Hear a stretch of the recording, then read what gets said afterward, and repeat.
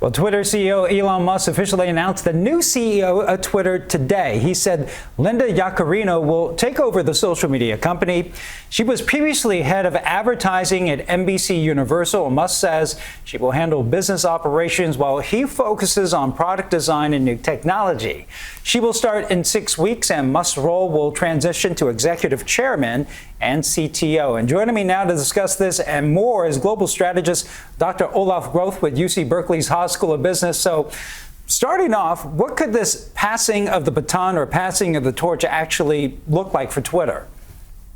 Yeah. Hey, it's good to see you, Ryan. Well, look, I think this is a good move for Twitter in terms of bringing a heavyweight from the advertising industry, as you said, former chief of advertising for NBC Universal, to this company that is really hurting in that area because Musk's leadership style has alienated a number of advertisers, and Linda Yaccarino is known for being, a heavyweight, being very successful. Also, as I hear, beloved in the industry. So she has a certain personality, and hopefully she will be able to turn things around. If she doesn't, then I don't think Twitter will get a second chance in advertisement, and Musk would have to figure out something completely different in terms of business model.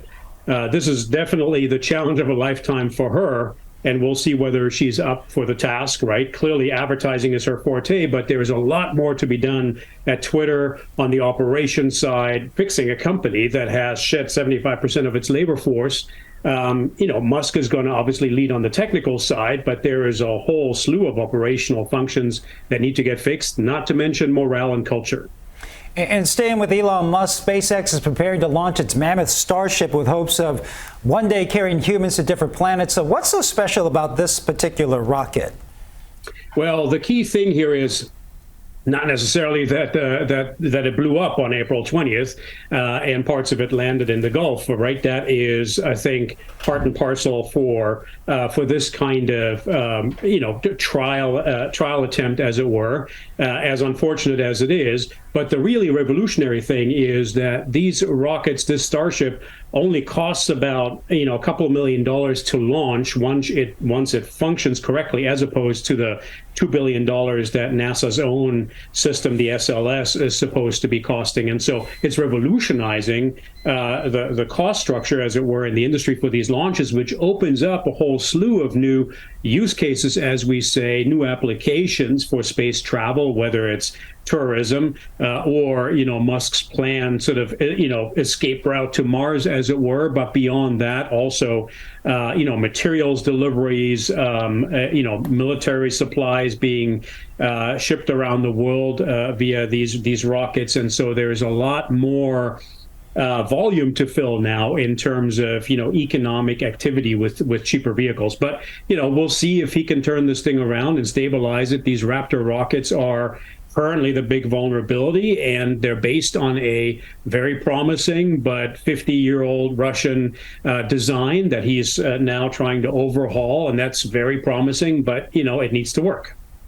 And turning to AI, European lawmakers agreed to crack down more on artificial intelligence like ChatGPT and similar AI tools. They're expected to vote on the proposal next month. Can we expect to see similar regulations in the United States?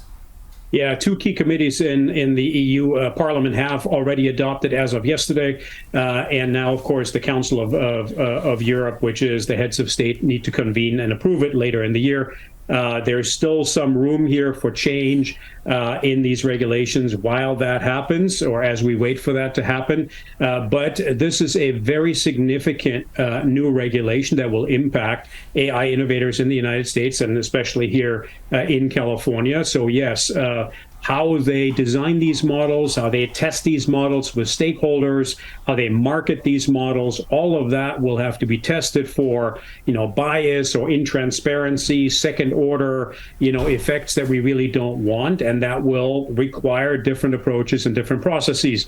That's a good thing, because we want to trust in AI. And the more we trust, right, the more we use it, and the more we will want to pay for it. Incidentally, the White House also is taking the tech bosses to task, right? As you saw 2 weeks ago, big meeting of the tech bosses at the White House.